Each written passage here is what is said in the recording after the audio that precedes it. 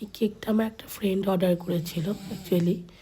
তো ডিজাইনটা তোমরা দেখতে পাবে যে দুটো ডিজাইন কম্বাইন্ড করে ও বলেছিল ওর আই থিঙ্ক ওর হাজব্যান্ডের বার্থডের জন্যে।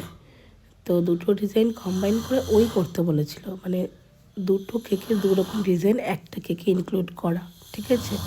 তো সেইটা আমি কতটা কি করতে পেরেছি জানি না, তোমরা জানিও কেমন কি লেগেছে তোমাদের, ঠিক আছে। এই কালারটা আমি দুটো কালার মিক্স করে এনেছি, নাহলে একটা সিঙ্গেল কালারে এতটা ডার্ক কোনো দিনই আসে না, ঠিক আছে।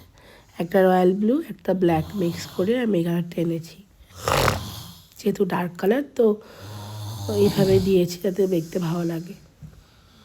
এবার দেখো আমি একটা গোল্ডেন ফয়েলের কাজ করছি। এই দিনকে মানে আমার যে কী অবস্থা হয়েছিল, দুটো কেকের অর্ডার ছিল, বেশি কেকের অর্ডার ছিল না, দুটো ছিল, বাট সব কাজ করে কেক কমপ্লিট করা আমাদের পক্ষে মানে ভীষণ টাফ ব্যাপার আর কি। যাই হোক, কমপ্লিট তো করে নিয়েছিলাম মোটামুটি। তোমরা জানিও কেমন লেগেছে। এখানে উপরটা লেখা আছে হাজব্যান্ড কাম পাপা লেখা আছে, ঠিক আছে।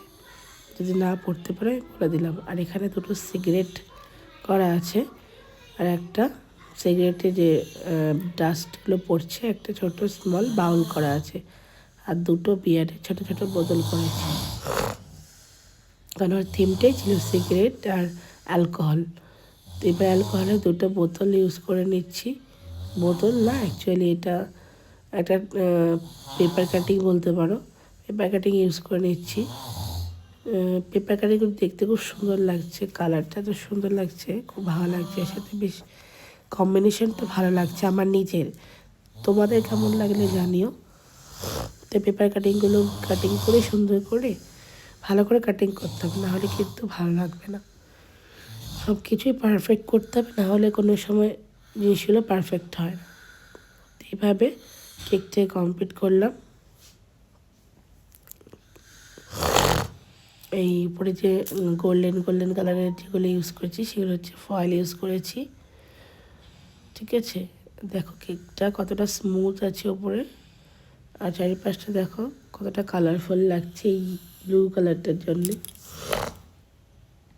তো কেমন কি লেগেছে আমাকে জানিও। বিয়ারের বোতলগুলো আমার কাছে খুব কিউট লেগেছে।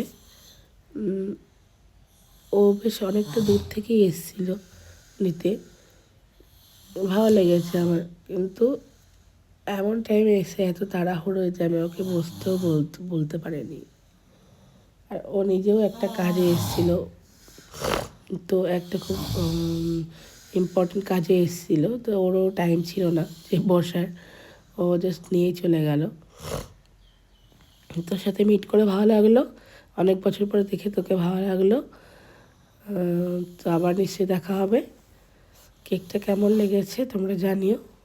ও তো আমাকে জানিয়ে দিয়েছে কেকটা কেমন লেগেছে আমাকে ট্যাগ করে।